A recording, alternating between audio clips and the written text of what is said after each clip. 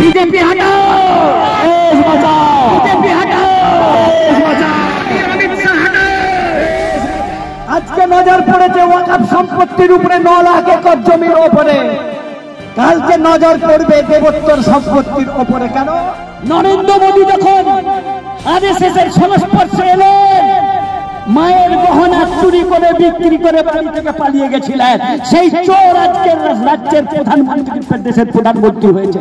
উনি তো মোদীজি এবং তার বন্ধুরা বলে বেড়াচ্ছেন আমরা মুসলমানদের ভালো করার জন্যই তো এই বিলটা করেছি। শুভেন্দু অধিকারী একদিন আমার সামনে বলেছিলেন, যখন উনি তৃণমূলের মন্ত্রী ছিলেন, বলছে কোন মুসলমান বিজেপি করে না, করবেও না, করা উচিত না। এমনকি উনি বললেন যে কোন বিবেকবান হিন্দুও বিজেপি করে না, করবে। এই ওয়াকফ আইনের মূল ষড়যন্ত্রের পিছনে আম্বানির একটা স্বার্থ রয়েছে, আমি একটু পরে বলবো। কিছুদিন আগে বিজেপির MP, member of the parliament Hema Malini, বিখ্যাত অভিনেত্রী, পুরীর জগন্নাথ মন্দিরে পুজো দিতে এসেছিলেন, তাকে বের করে দেওয়া হয়েছিল, অপমান করা হয়ে। 75 মুসলমান নবাবরা যদি লাঠি করে হিন্দুদেরকে জোর করে মুসলমান করতেন, তাহলে মুসলমান 16 কোটি হতো না, 80 কোটি হতো। বলতে বাংলাদেশ থেকে জামাতিরা ঢুকে মুর্শিদাবাদে আগুন চালিয়েছে, তাহলে অমিত শাহের পিএসএস কি করছিল ওখানে? ওরা কি আকাশের তারা গুনছিল না তাস খেলে টাইম পাস করছিল? হিন্দুরা বিপদে আছেন। হ্যাঁ, বারাণসীর মন্দিরে দলিত মেয়েকে ধর্ষণ করেছে পুরোহিতরা, কারা বিপদে আছে? হিন্দু ভাইরাই বিপদে আছে। আমি একদিন ইয়ার্কি করে বলছিলাম, কুম্ভ মেলায় কয়েক হাজার কয়েক লাখ ল্যাংটো সাধু ঘুরে বেড়াচ্ছে, বলে ওরা কাগজ কোথায় রেখেছে? ওদের তো কিছুই রাখার জায়গা নেই।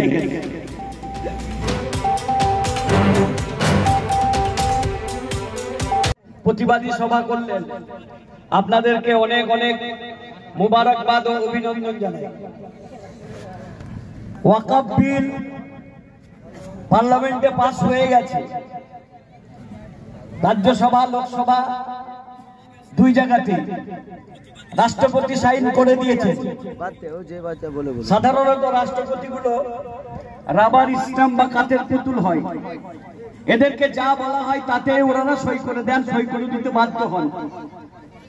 দলের অনুগত না হলে পারা তারা রাষ্ট্রপতি বা রাজ্যপাল হন না। এপিজে আব্দুল কালাম যখন রাষ্ট্রপতি ছিলেন, তখনই গুজরাট দাঙ্গা হয়েছিল। যখন দলিত রাষ্ট্রপতি ছিল, তখনই দলিতদের বিরুদ্ধে সবচেয়ে বেশি অত্যাচার হয়েছে।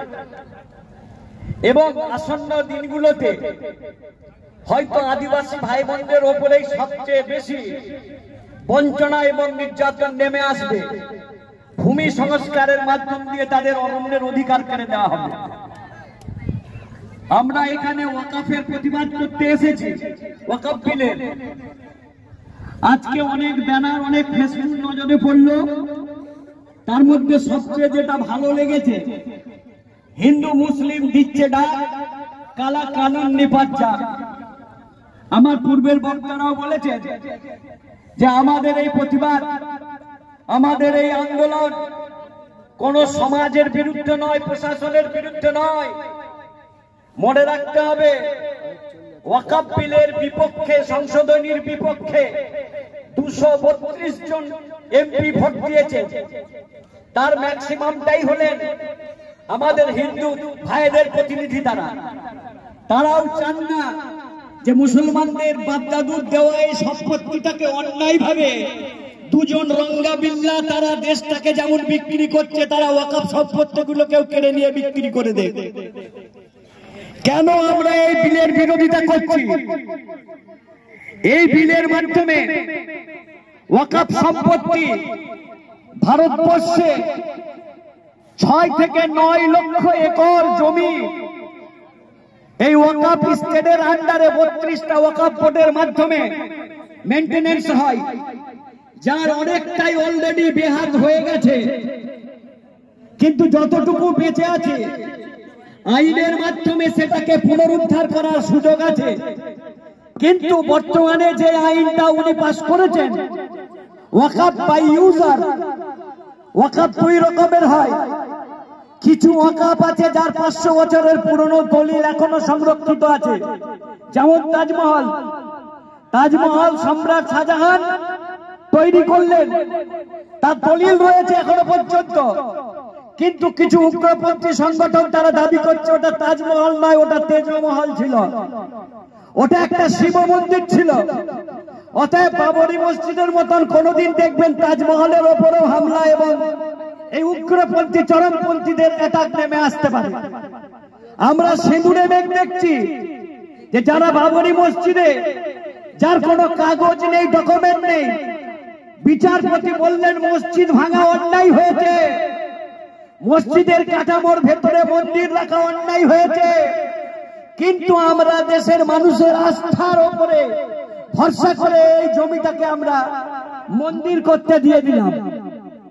আমরা রাস্তায় নামিনি কেন? ধর্ম সংস্থান বিলের মাধ্যমে একটা আইন হয়েছিল, সেই আইনে একটা পঞ্চায়েতি বিচার ব্যবস্থা হয়েছিল যে বাবরি মসজিদ ছাড়া অন্য যত মসজিদ মন্দির আছে সেইগুলো সব নিজ অবস্থাতেই বহাল থাকবে, এরপরে আর কোন মসজিদ মন্দির নিয়ে বিতর্ক হবে না। স্বাধীনতার সময়ে 1947-এর 15ই আগস্টে যেটা মসজিদ ছিল সেটা মসজিদ থাকবে, যেটা মন্দির ছিল সেটা মন্দির থাকবে। ধর্মস্থান বিলে মনমোহন সিং এর সরকার এই আইন পাস করে দিয়ে গেছে, কিন্তু দেখলাম এরা আস্তে আস্তে বলছেন যে না, বাবরি মসজিদ ঝাঁকি হ্যাঁ, মথুরা কাশি আবি বাকি হ্যাঁ। 30,000 মসজিদকে তারা টার্গেট এবং লিস্টেড করে রেখেছে যে এইগুলো নাকি এক সময় ঔরঙ্গজেব এবং তার সাঙ্গপাঙ্গরা, তার সন্তানরা তারা জোর করে কেড়ে নিয়ে মসজিদ বানিয়েছে, মন্দিরকে হটিয়ে অথবা হিন্দুদের সম্পত্তিকে জবরদখল করে নিয়ে। এটা সম্পূর্ণ মিথ্যা এবং ষড়যন্ত্রমূলক ইতিহাস। কবি সুকান্ত ভট্টাচার্য বলে গেছেন, ইতিহাসের পাতায় তোমরা পড়ো কেবল মিথ্যে, বিদেশিরা ভুল বোঝাতে চাই তোমাদের চিত্তে। সেই বিদেশিদের সন্তানদের সন্তান রঙ্গাবিল্লা যারা দিল্লির মোস্তাদে বসে আছে, মোশা, মোদি এবং অমিত শাহ, তারা চেয়েছে সেই ভুল ইতিহাসের সুযোগ নিয়ে গোটা ভারতবর্ষের মানুষকে অস্থির করে তোলবার। যে ওয়াকফ স্টেটগুলোর জায়গাগুলোর কবরস্থানগুলো শত শত বছর ধরে ব্যবহার হচ্ছে, ইউজ হচ্ছে, কিন্তু তার ওয়াকফের দলিল সংরক্ষিত নাই, বলছে ওটা কেড়ে নাও, ওটা সরকারি প্রপার্টি। আপনার দাদুর কবর আছে, আপনার পরদাদু প্রপুতার কবর আছে, কিন্তু যেহেতু দলিল নাই অতএব ওইটা সম্পত্তিটা আমরা কেড়ে নেব, ওখানে শপিং মল বানাবো, আমরা আদানিকে দিয়ে দেব, আমরা আম্বানিকে দিয়ে দেব। এই ওয়াকফ আইনের মূল ষড়যন্ত্রের পিছনে আম্বানির একটা স্বার্থ রয়েছে, আমি একটু পরে বলবো। হিন্দু মুসলিম দিচ্ছে ডাক, এই কালা কানুন নিপাত যাক। এই কালা কানুন হিন্দুরও ভালো নয়, মুসলমানেরও ভালো নয়, কারণ আজকে নজর পড়েছে ওয়াকফ সম্পত্তির উপরে 9 লাখ একর জমির উপরে, কালকে নজর পড়বে দেবোত্তর সম্পত্তির উপরে। কেন? ইনি রেল বিক্রি করে দিয়েছেন, আদানির নামে রেল চলে, ইনি তেল বিক্রি করে দিয়েছেন। ভারতের মাটির তলায় যত তেল রয়েছে রিফাইনারি করার অথরিটি এবং তার সত্ত্ব বিক্রি করে দিয়েছেন আম্বানিকে। আম্বানির বাড়ি বাঁচানোর জন্য এই পাইতারাটা হচ্ছে। আপনারা যারা খবরের কাগজ পড়েন, যারা নানা রকমের সংবাদ জগতের সঙ্গে যোগাযোগ রাখেন, তারা জানেন কিছুদিন আগে বিজেপির MP, member of the parliament Hema Malini, বিখ্যাত অভিনেত্রী, পুরীর জগন্নাথ মন্দিরে পুজো দিতে এসেছিলেন, তাকে বের করে দেওয়া হয়েছিল, অপমান করা হয়েছে। কেন? বলে উনি আজ থেকে 30 বছর আগে দ্বিতীয় বিবাহ করার জন্য 1 সপ্তাহের জন্য মুসলমান হয়েছিলেন। ধর্মেন্দ্র তৃতীয় স্ত্রী হলেন হেমা মালিনী। দ্বিতীয় বিয়ে হিন্দু ম্যারেজ অ্যাক্ট অনুযায়ী বৈধ নয়। প্রথম স্ত্রীকে ধর্মেন্দ্র বললেন আমি তালাক দেবো, কেন কোনো দোষ করেনি। বলে তাহলে দ্বিতীয় বিয়ে করতে গেলে কি করতে হবে? বলে আপনাকে মুসলিম ম্যারেজ অ্যাক্টের সাহায্য নিতে হবে। বলে তাহলে কি করতে হবে? বলে আপনি কিছুদিনের জন্য মুসলিম হয়ে যান, মুসলমান হয়ে বিয়ে করেছিলেন, পরে আবার তিনি হিন্দু ধর্মে ফিরে গেছেন। কিন্তু এক সপ্তাহের জন্য যিনি মুসলিম হয়েছিলেন তাকেও জগন্নাথ মন্দিরে প্রতিবাদ করা হয়, তাকে ঢুকতে দেওয়া হয় না। ভারতবর্ষের আইরন লেডি ইন্দিরা গান্ধীকে পুরীর জগন্নাথ মন্দিরে ঢুকতে দেওয়া হয়নি কেন? তার স্বামীর নাম ছিল ফিরোজ গান্ধী বলে। ফিরোজ মুসলমানদের নাম নয়, উনি পার্সিয়ান সমাজের মানুষ। জামশেদজি টাটা, জামশেদজি নামটা দেখলে আমরা ভাবি হয়তো মুসলমান ছিলেন নাকি। টাটা গ্রুপের প্রতিষ্ঠাতা ছিলেন, ইরানের পার্সিয়ান বংশ উদ্ভূত। তিনি আগুনের পূজারী ছিলেন, তাই তার নামটা জামশেদজি। ইন্দিরা গান্ধীকে পুরীর জগন্নাথ মন্দিরে ঢুকতে দেওয়া হয়নি। আমাদের বক্তব্য খুব ক্লিয়ার, যদি ইন্দিরা গান্ধীকে জগন্নাথ মন্দিরে ঢুকতে না দেওয়া হয়, হেমা মালিনীকে বাধা দেওয়া হয়, তাহলে রাম মন্দির ট্রাস্টটা করে মুসলমানকে বডিতে কমিটিতে রাখা হবে। তো হেমা মালিনীকেও রাখা হয়নি, অমিত শাহকেও রাখা হয়নি, রাষ্ট্রপতি দ্রৌপদী মুর্মুকে রাম মন্দির ভিত্তি বিস্তার স্থাপনের দিনে আমন্ত্রণ করা হয়নি কেন? উনি আদিবাসী বলে উনি নিমন্ত্রণটা পাননি। এরপরেও যাদের মনে হয় যে এরা তো ভালো আইন তৈরি করছে, তারা এদের মূল ইতিহাসটা, এদের চরিত্রটা বুঝতে পারছেন না। এরা নামে বলে আমরা হিন্দুদের রক্ষা করব, কিন্তু এখনো পর্যন্ত এরা রাষ্ট্রপতিকে, যেদিন দ্রৌপদী মুর্মুর জামাই কোন ব্রাহ্মণের ছেলে হবে, সেদিনে ভাববো যে সত্যি সব হিন্দু এক ভাই হয়ে গেছে। আমরা চলে যাব হয়তো পাকিস্তানে, আমরা চলে যাব সৌদি আরবে, আমরা জীবন চিল্লাই চলে যাব। তোমরা একটা গ্রাম তৈরি করে দেখো যেখানে হিন্দু মুসলিমদেরকে বাদ দিয়ে তোমরা সাধু সম্মিলিত ভাবে ব্রাহ্মণরাও দলিতদেরকে বুকে টেনে নিয়েছ। তাদেরকে সুপ্রিম কোর্টে মামলা করে পুজো দেওয়ার জন্য মন্দিরে প্রবেশ করার অধিকার আদায় করতে হয়নি। সেদিন আমরা বলবো তোমরা মিলেমিশে থাকো। আজ তোমরা বলছো হিন্দু মুসলমান, যখনই মুসলমানরা শেষ হয়ে যাবে, ধ্বংস হয়ে যাবে, তখন তোমরা হবে ব্রাহ্মণ, তখন তোমরা হবে বৈশ্য, তখন তোমরা হবে দলিত, তখন তোমরা হবে মুচি পাগলি মেথর। টুকরো টুকরো করে দেওয়া হবে ভারতের হিন্দু সমাজ। আজও টুকরো টুকরো হয়ে রয়েছে। আমার সম্মানিত বন্ধুরা, শুভেন্দু অধিকারী একদিন আমার সামনে বলেছিলেন, যখন উনি তৃণমূলের মন্ত্রী ছিলেন, বলছে কোন মুসলমান বিজেপি করে না, করবেও না, করা উচিত না।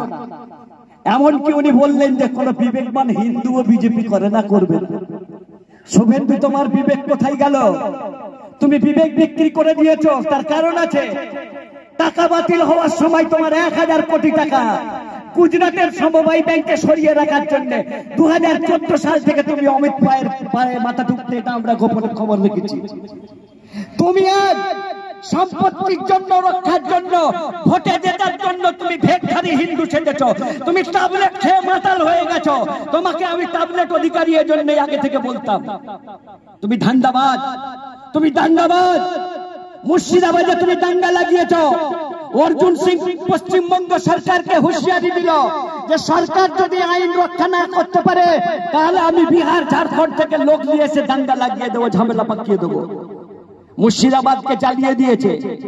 ওখানের হিন্দু মুসলমান বলছে আমাদের তো এই জিনিস ছিল না, আর যারা করেছে তাদেরকে আমরা চিনি না। কারা ঘর ভাঙলো, কারা মানুষ খুন করে মারলো, তাদেরকে আমরা চিনি না পর্যন্ত। এদেরকে সব ঝাড়খণ্ড থেকে আনা হয়েছে, মুরারই বীরভূম থেকে আনা হয়েছে, বিহার থেকে আনা হয়েছে, পশ্চিম বাংলাকে আগুন লাগাবার জন্য এবং সাম্প্রদায়িক বাতাবরণ তৈরি করার জন্য। আমার সম্মানিত বন্ধুরা, আজকে ওয়াকফ বিল নিয়ে 9 লক্ষ একর জমির উপরে তোমার কিসের জন্য নজর? আমরা আসল কারণটা জানি। পৃথিবীর সবচেয়ে বড় 10 জন ধনীর মধ্যে হলেন একজন মুকেশ আম্বানি। মুকেশ আম্বানির বাড়িটা, যেই বিল্ডিংটা দাঁড়িয়ে আছে পৃথিবীর বিলাসবহুল বাড়ির মধ্যে, তার নাম হলো অ্যান্টিলিয়া ভিলা। এটা করিমবাগ ইয়েতিমখানার জায়গার উপরে দাঁড়িয়ে আছে। 2002 সালে এই ওয়াকফের ট্রাস্টি বোর্ডের লোকেরা, মুসলমানদের ভেতরে মির্জাপুর নাই, যারা এটা ভাববেন তারা ভুল করছেন। এই ওয়াকফ বোর্ডের ট্রাস্টি 2 জন মেম্বার, তারাই বিক্রি করেছিলেন আম্বানিকে। 2025 সালের আজকের 16 এপ্রিল পর্যন্ত সুপ্রিম কোর্টে এই ফাইলটা উঠেনি কেন? আম্বানির বাড়ি থেকে রক্ষা করতে হবে, বিচারটাকে ফ্রিজের ঘরে তালা দিয়ে দাও, বিচার হবে না। ওর দাম জানেন? $1.5 মিলিয়ন দিয়ে উনি জায়গাটা কিনেছেন, অথচ ওর তখনই দাম ছিল $2.5 বিলিয়ন। মিলিয়ন মানে 10 লাখ, বিলিয়ন মানে কোটি কোটি ডলার। এই বাড়িটাকে তুমি কিনে নিয়েছো অন্যায় ভাবে। এটা ওয়াকাফের সম্পত্তি। ওয়াকাফের আইন যদি পরিবর্তন না করা যায়, আমার বন্ধুর বাড়ি রক্ষা হবে না। শুধু তাই নয়, তুমি তেল বেচেছো, তুমি রেল বেচেছো, তুমি দেশের সম্পত্তি বিক্রি করে দিয়েছো। এখন তোমার নজর পড়েছে মুসলমানদের ওয়াকাফ সম্পত্তির উপরে। বলছে আমরা ওয়াকফে কিছু করব না, আমরা শুধু একটু মৌলুলি মাতব্বরি করব। ট্রাস্টি ম্যানেজারিং বোর্ডে যেগুলো ওয়াকাফের দলিল আছে, ওয়াকাফ বোর্ড থাকবে, কিন্তু বোর্ডের ট্রাস্টিতে একজন আমাদের বন্ধু সরকারের লোক রাখতে হবে, যাতে আমাদের বেচাকেনার ক্ষেত্রে কোনো আপত্তি না উঠে। আমার বন্ধুরা, যারা 400 বছর আগে ঔরঙ্গজেবের কবর ভাঙতে যায় একটা সিনেমার গাঁজাখড়ি ইতিহাস দেখে, তারা তোমার আমার দাদুর কবরকে অক্ষত রাখবে? ইতিহাসে প্রচার করা হয়েছে ঔরঙ্গজেব 52 বছর ধরে ভারতবর্ষের আদিবাসী এবং হিন্দু ভাইদের উপরে নিপীড়ন করে, নির্যাতন করে ভারতবর্ষে আজকে 16 কোটি 20 কোটি মুসলমান হয়েছে। না হলে এত মুসলমান হতো না। যত দোষ ঔরঙ্গজেবের। অক্সফোর্ড বিশ্ববিদ্যালয়ের ইতিহাসের বাঙালি অধ্যাপক, তিনি কলকাতা এলেন। তপন রায়চৌধুরী, আনন্দবাজারের সাংবাদিক গৌতম চক্রবর্তী তাকে প্রশ্ন করলেন, ঔরঙ্গজেব কি সত্যি মন্দির ভেঙে মসজিদ তৈরি করেছিলেন? ঔরঙ্গজেব কি সত্যি হিন্দু ভাইদের, আদিবাসী ভাইদের লাঠির জোরে, তরবারির জোরে জোর করে মুসলমান করেছিলেন? অক্সফোর্ড, যেখানে মুখ্যমন্ত্রী ভাষণ দিতে গেছিলেন, পৃথিবীর সবচেয়ে বড় বিশ্ববিদ্যালয় অক্সফোর্ড বিশ্ববিদ্যালয়ের তপন রায়চৌধুরী আনন্দবাজারের সাংবাদিক গৌতম চক্রবর্তীকে বললেন, ঔরঙ্গজেব এবং মোগল শাসকরা 700 বছর ধরে যদি মন্দির ভাঙত, ভারতবর্ষের বুকে একটাও 500-700 বছরের পুরনো মন্দির বেঁচে থাকতো না। 700 বছর ধরে সমস্ত মন্দিরগুলো তারা ভেঙে ফেলত। ঔরঙ্গজেব তারকেশ্বরের মন্দিরে 200 বিঘা জমি দান করেছে মন্দির রক্ষা করার জন্য। আপনার এই তারকেশ্বর নয়, গুজরাট আঙ্কলেশ্বরের পাশে একটা তারকেশ্বর মন্দির রয়েছে। 200 বিঘা জমি দিয়েছিলেন ঔরঙ্গজেব মন্দিরটাকে সুস্থভাবে মেনটেন্যান্স করার জন্য। আর একটা কথা বলেছিলেন, 700 বছর ধরে মুসলমান নবাবরা যদি লাঠির জোরে হিন্দুদেরকে জোর করে মুসলমান করতেন, তাহলে মুসলমান 16 কোটি হতো না, 80 কোটি হতো। মুসলমান 17 কোটি হতো না, 16 কোটি হতো না, মুসলমান 80 কোটি 50 কোটি হতো। এটা মিথ্যা, এটা মিথ্যা, এটা মিথ্যা। মুসলমানরা এইরকম করেনি। মুসলমানরা যদি এইরকম অবিচার করত, তাহলে আমাদের দেশে অনেক আগে মুসলমানরা সংখ্যা গরিষ্ঠ হয়ে যেত। কিন্তু মুসলমানরা আজও সংখ্যালঘু কেন? তারা শরীয়তের প্রতি দায়বদ্ধ, তারা সামাজিক সম্প্রীতি এবং ভালোবাসার প্রতি দায়বদ্ধ। 622 খ্রিস্টাব্দে বিশ্বনবী হযরত মুহাম্মদ সাল্লাল্লাহু আলাইহি ওয়াসাল্লাম মক্কা ছেড়ে মদিনায় এলেন। মদিনায় এসে একটা শান্তি চুক্তি স্বাক্ষরিত করলেন, পৃথিবীর ইতিহাসের সর্বপ্রথম লিখিত সামাজিক শান্তি চুক্তি। হযরত মুহাম্মদ লিখলেন, আমরা মদিনার ইহুদিরা, খ্রিস্টানরা, মূর্তি পূজারীরা, মুসলমানরা আমরা সবাই মিলে সহাবস্থান করব। আমরা কেউ কারো সাথে দুর্ব্যবহার করব না, কেউ কারো ধর্মীয় আচরণে আমরা বাধা দেব না। তিনি বললেন, লাকুম দীনুকুম ওয়ালিয়া দীন, তোমার দিন তোমার জন্য, আমার দিন আমার জন্য। আমরা মদিনার অধিবাসী, আমরা এই শহরের নগরের নাগরিক, আমরা মদিনাকে হিন্দু, মুসলিম, বৌদ্ধ, খ্রিস্টান, ইসাই সবাই মিলে রক্ষা করব। আমরা মদিনাকে কখনো বিদেশি শত্রুর হাতে তুলে দেব না। আমাদের বন্ধুরা, মোদিজি এবং তার বন্ধুরা বলে বেড়াচ্ছেন আমরা মুসলমানদের ভালো করার জন্যই তো এই বিলটা করেছি। আপনি অনেক ভালো করেছেন, আর আপনাকে আমাদের ভালো করতে হবে না। আপনি 3 তালাক আইন পাস করিয়ে, ট্রিপল তালাক আইন পাস করিয়ে আমাদের মুসলমানদের শরীয়তকে পাল্টে দেওয়ার চেষ্টা করেছেন। হ্যাঁ, আমরা মানি কিছু মাতাল, কিছু গেজাখোর মদ খেয়ে এসে বউকে তালাক দিয়ে দিল, সেই মেয়েটা অসহায় হয়ে যায়। কিন্তু মুসলিম সমাজে এমন 10,000 মেয়ে পাওয়া যাবে না। গোটা ভারতবর্ষের 20 কোটি মুসলমানদের ভেতরে 10,000 মেয়ে পাবেন না যাকে 3 তালাক দেওয়া হয়েছে, সে সামাজিক পুনর্বাসন পাইনি, বা ইনসাফ পাইনি, বা বিচার পাইনি। 11 কোটি হিন্দু বিধবা পড়ে রয়েছে বারাণসীর বিধবা আশ্রমে, মথুরার বিধবা আশ্রমে। যারা কাঁদছে আমাদের বিয়ে দাও, না হলে আমাদের সামাজিক সহাবস্থানের সুযোগ করে দাও। তাদের তোমরা মাছ খাওয়ার অধিকার কেড়ে নিয়েছো, মাংস খাওয়ার অধিকার কেড়ে নিয়েছো, সাদা কাপড় পরতে বাধ্য করেছো, তাদেরকে সন্ন্যাস হতে বাধ্য করেছো। তুমি 11 কোটি বিধবার জন্য কোনো চিন্তা করলে নি, তুমি 3 তালাক আইন পাস করতে গেছো। সবের আগে তো তোমার বিচারটা হওয়া উচিত মোদিজি। তুমি তো বিবিকে তালাক দিয়েছো। তুমি যদি তালাক দিতে বিবিকে খোরাক পোশাক দিতে হতো, তুমি সেই ভয়ে বললে আমি ঝুলিয়ে রাখবো, আমি তালাকও দেবো না, আমি সংসারও করবো না, আমি তালাকও দেবো না, আমি সংসারও করবো না। উনার স্ত্রী বেঁচে আছেন, উনার মা মারা যেতে উনি তার মুখে আগুন দিতে গেছিলেন, উনার স্ত্রী অ্যাক্সিডেন্ট হয়ে গেছিল। একবার ফোনে বলতে পারতেন না, যশোদা কেমন আছে তুমি? ফোন করলে জাত চলে যায়। ডিভোর্স হয়ে গেলেও মানুষ তো মানুষের পাশে দাঁড়ায়। উনি এমন একটা মানুষ। বাংলায় একটা প্রবাদ আছে, শেখরা মায়ের সোনাও চুরি করে। নরেন্দ্র মোদী যখন আরএসএস এর সংস্পর্শে এলেন, মায়ের গহনা চুরি করে বিক্রি করে বাড়ি থেকে পালিয়ে গেছিলেন। সেই চোর আজকের রাজ্যের প্রধানমন্ত্রী, দেশের প্রধানমন্ত্রী হয়েছে। উনি তো চুরি করবেনই। আমার বন্ধুরা, উনি তো ওয়াকফ চুরি করবেন। উনি তো নিজের মায়ের সোনাও বিক্রি করে পালিয়ে গেছিলেন, নিজের বিবির গয়না বিক্রি করে পালিয়ে গেছিলেন, বিয়ে করে ছেড়ে দিয়ে পালিয়ে গেছেন। ওনার কোনো বিচার হয়নি। উনি বলছেন আমি তো তালাক দিইনি, আমার কেন বিচার হবে? আমার সম্মানিত বন্ধুরা, ওয়াকফ সম্পত্তির পরে উনি আরো একটা বড় ভয়ঙ্কর আইন আনতে চলেছেন। সেই আইনটার নাম হলো অভিন্ন দেওয়ানি বিধি, ইউনিফর্ম সিভিল কোড। আবার ভারতবর্ষের নানা ভাষা, নানা মত, নানা পরিধান, বিবিধের মাঝে দেখো মিলন মহান। কবি অতুল প্রসাদ এই কথাটা বলে গেছেন, আমাদের ভাষা আলাদা, বাঙালিরা মাছ খেতে ভালোবাসে। দিল্লিতে হনুমান মন্দিরের সামনে মাছ মার্কেট বন্ধ করে দেওয়া হচ্ছে, বলছে হনুমানজির গন্ধ লাগছে বলে আমরা আর মাছ বিক্রি করতে দেবো না। আমরা নিরামিষাশী ভারত করতে চাই। আদিবাসী ভাইরা বলছেন আমরা ইঁদুর খাবো, বলছে না তোদেরকে আলাদা রাখবো, তোরা ইঁদুর খাবি যা, তোরা যা খুশি খাবি যা, কিন্তু আমরা মাছ মাংসটা খেতে দেবো না। বাঙালি মেনে নেবে, মাছ খাবে না। বাংলায় অনেক ইন্টেলেকচুয়াল মানুষ, মনীষী এসেছিলেন। বিবেকানন্দের দেশ, স্বামী বিবেকানন্দ, রবীন্দ্রনাথ ঠাকুর, বিদ্যাসাগরের দেশ এই বাংলা। এই বাংলাকে আর যাই করুক, বৌদ্ধিক ভাবে পিছিয়ে দিয়ে এই ফ্যাসিবাদী সরকারি কখনো ক্ষমতায় আসতে পারবে না। তাই এরা সেন্টিমেন্ট দিয়ে খেলতে লাগিয়েছে। মুর্শিদাবাদের হিন্দুরা নাকি বিপন্ন হয়ে আছে, আজ 700 বছর ধরে তারা বিপন্ন ছিল। দেখো এই শুভেন্দু যখন থেকে বিরোধী দলনেতা হয়েছে, অর্জুন যখন থেকে তৃণমূল ছেড়ে পালিয়ে গেছে, এরা বলছে হিন্দুরা বিপদে আছে।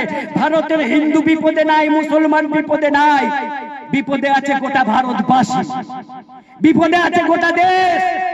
একদিন গোটা দেশকে বিক্রি করে দেবে এরা।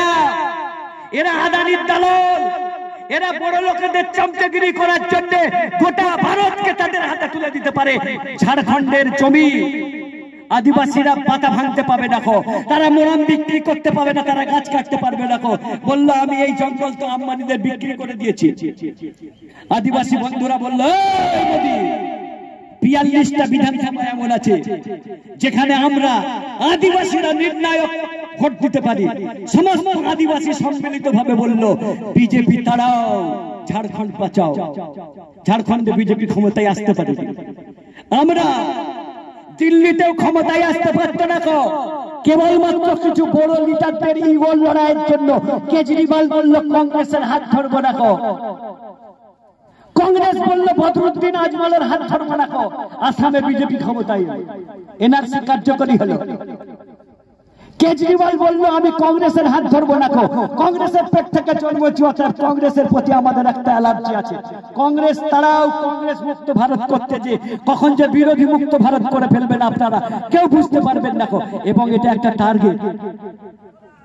কিছু এমপি, কিছু এমএলএ, কিছু রাজনৈতিক নেতা, কিছু মোল্লা মৌলানা কেউ তারা কিনে রেখেছে। তারা ওয়াকাফের বিরুদ্ধে কথা বলছে, কিছু মুসলমান এমপি এমএলএ বুদ্ধিজীবী কলমিস্ট তারা ওয়াকাফ বিলের বিপক্ষে কথা বলছে, বলছে ওয়াকাফ গুলো তো মুসলমান নেতারাই দখল করে রয়েছে, অতএব ওয়াকাফ বিল একবার বিজেপির হাতে যাক না। ওয়াকাফ স্টেট গুলোকে বিজেপি কি জিনিস তাদের এখনো চিনতে বাকি আছে। আমার সম্মানিত ভাইরা, কপিল সিব্বল পার্লামেন্টে দাঁড়িয়ে ওয়াকাফ বিলের বিরুদ্ধে যে ভাষণটা দিয়েছিলেন, উনি বলেছিলেন ওয়াকাফ বিলের আন্ডারে ৬,০০০ একর জমি আছে, ৬ লাখ একর জমি আছে। বলছেন আসারাম বাপুর তো একারই জমি আছে ১০,০০০ একর। রাম রহিম ধর্ষক রাম রহিমের তারই তো জমি আছে ৬,০০০ একর। কেবলমাত্র তামিলনাড়ু আর কেরলের দুটো মন্দিরের আন্ডারে, দুটো রাজ্যের আন্ডারে ১০ লাখ একর জমি আছে। সেখানে তোমাদের নজর নেই কেন? নজর নেই এটা ভাববেন না, নজর আছে, কিন্তু বলতে সময় আসুক, আগে মুসলমানদের ওয়াকাফ গুলো কেড়ে নি। মুসলমানদের সম্পত্তি কাটলে ভারতবর্ষের অমুসলমান বন্ধুরা ভেবেছে চুপ করে বসে থাকবে, কিন্তু তারা চুপ নেই। ২৩২টা এমপির ভোট আমরা পেলাম কি করে? পার্লামেন্টে তাদের বিরোধিতা যদি না থাকতো, আজ আমরা হিন্দু মুসলিম সম্মিলিত ভাবে ওয়াকাফ সম্পত্তির বিরোধিতা করেছি। মনে রাখবেন, এটা আমাদের হিন্দু মুসলমানের বিরোধ নয়, এটা সুকৌশলে লাগানো হয়েছে। ভারতবর্ষে হিন্দু মুসলমানের নাকি দ্বন্দ্ব আছে। আমি দায়িত্ব নিয়ে বলছি, আমি ইতিহাসের গবেষণা করে বলছি, হলদিঘাটের যুদ্ধ হয়েছিল সম্রাট আকবর আর মহারানা প্রতাপের মধ্যে। বিজেপি বলছে এটা হিন্দু মুসলমানের যুদ্ধ ছিল, কিন্তু ইতিহাস বলছে যে না, আকবরের সেনাপতির নাম ছিল মান সিং, তিনি হিন্দু ছিলেন, আর মহারানা প্রতাপ সিং এর সেনাপতির নাম ছিল আজমল খান সুরি, তিনি মুসলমান ছিলেন। প্রতাপ সিং এর সেনাপতি মুসলিম আর আকবরের সেনাপতি মান সিং হলেন হিন্দু। তাহলে লড়াইটা হিন্দু মুসলমানের ছিল না, রাজ্য বিস্তারের ছিল, ক্ষমতা দখলের লড়াই ছিল। এটা ক্ষমতার লড়াই।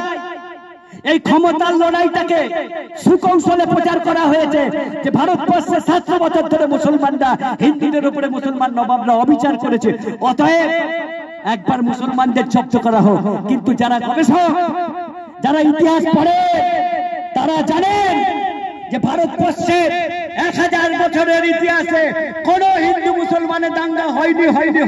আমি দায়িত্ব নিয়ে বলছি।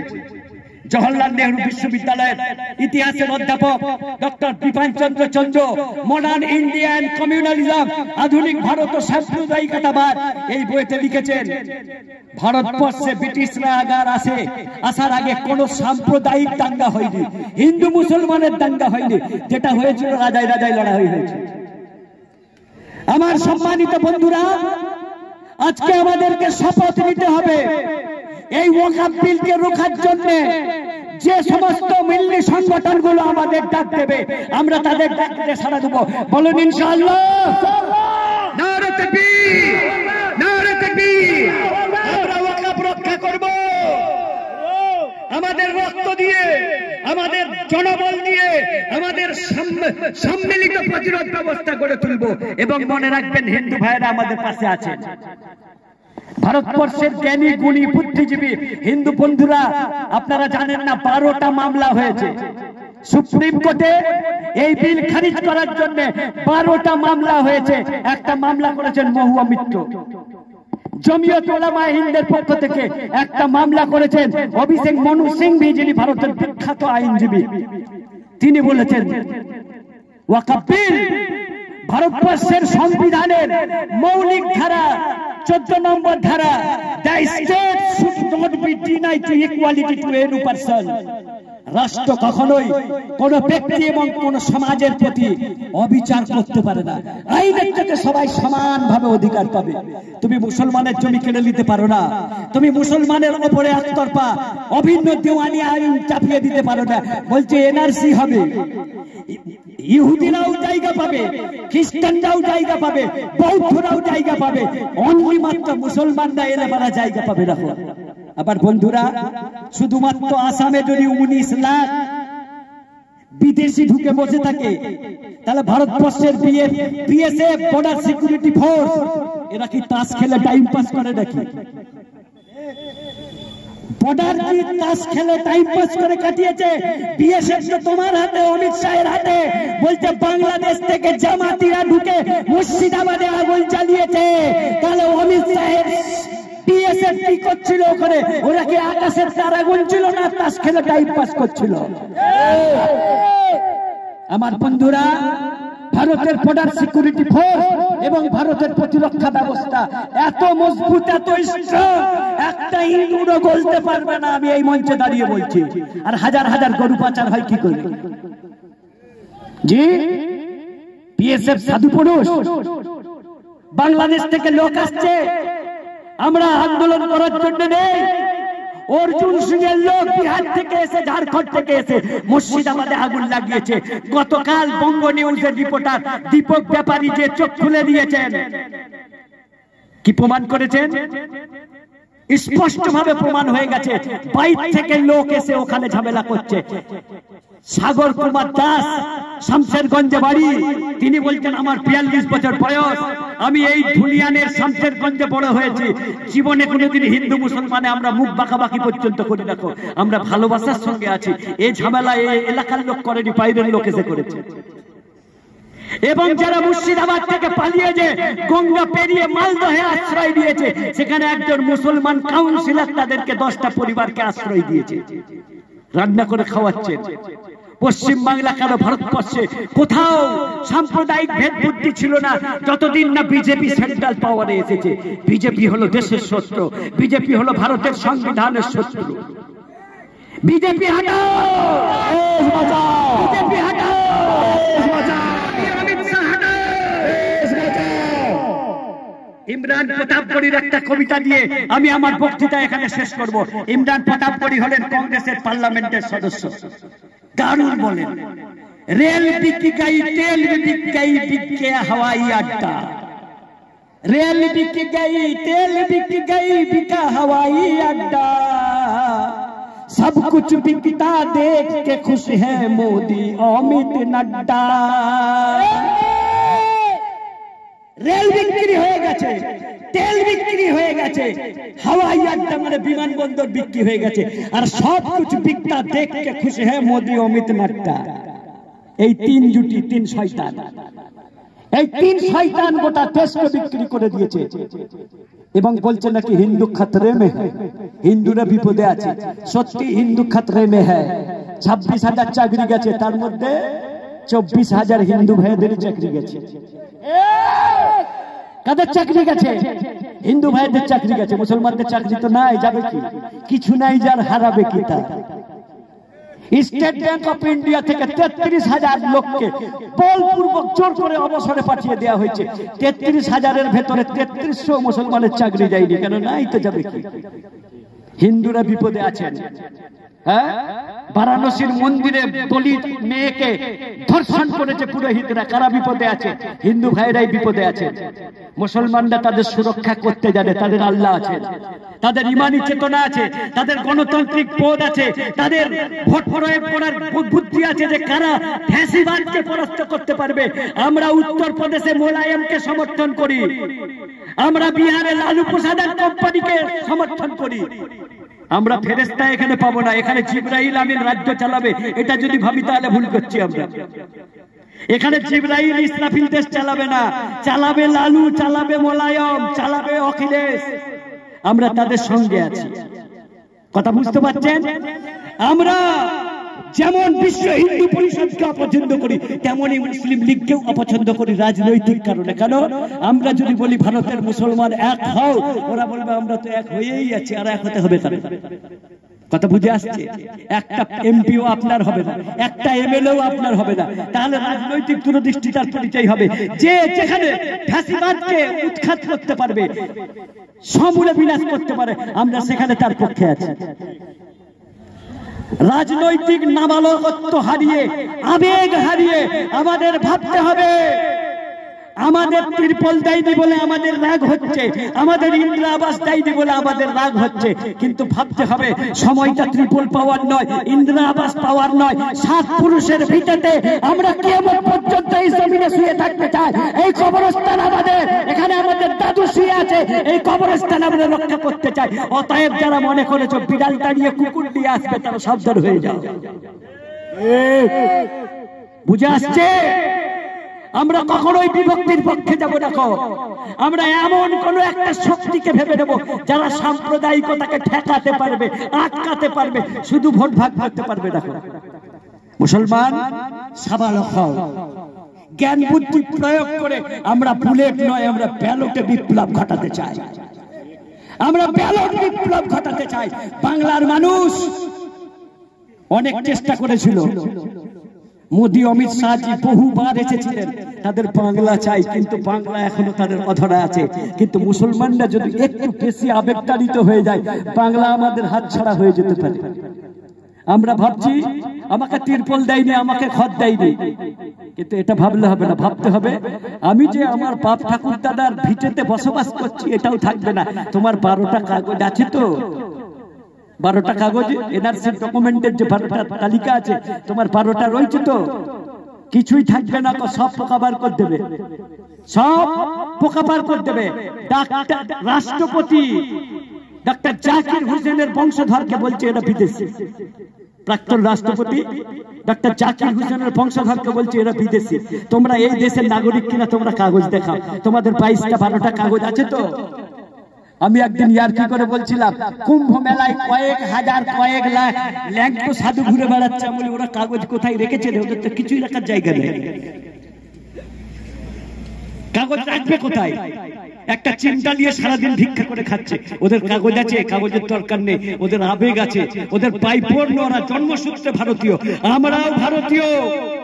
আমাদের বাপ ঠাকুর দাদার জমি কেড়ে নিতে এলে, আমাদের ভিটে মেটির কাগজ কেড়ে নিতে এলে, আমরা তাদের হাত থেকে ক্ষমতার চাবিকাঠিটা কেড়ে নেবো ইনশাআল্লাহ। ইনশাআল্লাহ। নারে তাকবীর, আল্লাহু আকবার, আল্লাহু আকবার। সম্মানিত বন্ধুরা, আজকেই থেমে গেলে হবে না বন্ধু। সঞ্জয় রাউত শিবসেনার এমপি পার্লামেন্টে দাঁড়িয়ে বলেছিলেন, মোদিজি মুসলমানদের এত ভালোবাসেন, জিন্নাও এত ভালোবাসতো না। বুঝতে পারছেন? জিন্না ভালোবাসতো? হ্যাঁ, জিন্না তো দেশ ভাগ করার কারিগর। জিন্না কি কোনো আলেম ছিল, মাওলানা ছিল? ও তো শুয়োরের মাংস খেত আর মদ খেত। ও কি মুসলমানদের লিডার? হ্যাঁ, আমাদের লিডার হলো জমিয়তে উলামা, আমাদের লিডার হলো মাওলানা আবুল কালাম আজাদ, আমাদের লিডার হলো মাওলানা হাসরত মোহানি, আমাদের লিডার হলো খান আব্দুল গফফার খান। মাওলানা আবুল কালাম আজাদকে তার স্ত্রী চিঠি লিখলেন, ওগো স্বামী, আমি মৃত্যু শয্যায় শুয়ে আছি, তুমি একবার হাসপাতালে এসো, মরার আগে তোমাকে একবার দেখতে চাই। মাওলানা আবুল কালাম চিঠি লিখলেন, ওগো বিবি সুলাইখা, আজকে দেশ পরাধীনতার শৃঙ্খলে বাঁধা আছে, আমি যদি বেঁচে থাকি তাহলে তোমার সঙ্গে দেখা করব, আর তুমি যদি বেঁচে থাকো তাহলে দেখা হবে, আর না হলে হাসরের ময়দানে কিয়ামতের দিনে দেখা হবে। তুমি আল্লাহর কাছে চলে যাও, আমি পরে দেখা করব। আমরা মাওলানা আবুল কালাম আজাদের উত্তরসূরি, আমরা খান আব্দুল গফফার খানের উত্তরসূরি। যখন ভারত ভাগ হওয়ার পক্ষে ভোটাভুটি হচ্ছিল, গান্ধীজি যখন বাধ্য হয়ে ভারত ভাগের পক্ষে হাত তুলে দিলেন, খান আব্দুল গফফার খান দাঁড়িয়ে বলেছিলেন, ওকে গান্ধী, আমার বডিটাকে দুভাগ করে দেন, তবু দেশটাকে ভাগ করবেন না। আজ ভারত ভাগ করার জন্য নাকি চিন্তা একা দায়ী। সর্দার বল্লভ ভাই পটেল কি হিজড়ে ছিলেন নাকি? নেহরু কি হিজড়া ছিলেন নাকি? তাদের কোনো ক্ষমতা ছিল না? আমরা দেশভাগ চাইনি, দেশভাগ চেয়েছিল জিন্না, আমরা তাকে করি ঘৃণা। আমরা জিন্নার অনুসারী নয়, আমরা মাওলানা আবুল কালাম আজাদের লোক, আমরা খান আব্দুল গফফার খানের লোক, আমরা মাওলানা হাসরত মোহানির উত্তরসূরি, যিনি সংবিধান রচয়িতাদের মধ্যে একজন। বাবা আম্বেদকর যার কাছে বসে সংবিধান লিখতেন, মাওলানা হাসরত মোহানি। আমার সম্মানিত বন্ধুরা, আমরা একতার মাধ্যমে, এই ভারতীয় জাতীয়তাবাদের মাধ্যমে, আমরা ভালো বন্ধুদের পাশে দিয়ে হিন্দু মুসলিম ঐক্যবদ্ধভাবে আমরা প্রতিবাদ করব। আমরা গণতান্ত্রিক পদ্ধতিতে বিক্ষোভ করব, আন্দোলন করব, কিন্তু সেই আন্দোলন যেন কখনোই নিরীহ মানুষের কষ্টের কারণ না হয় ইনশাআল্লাহ।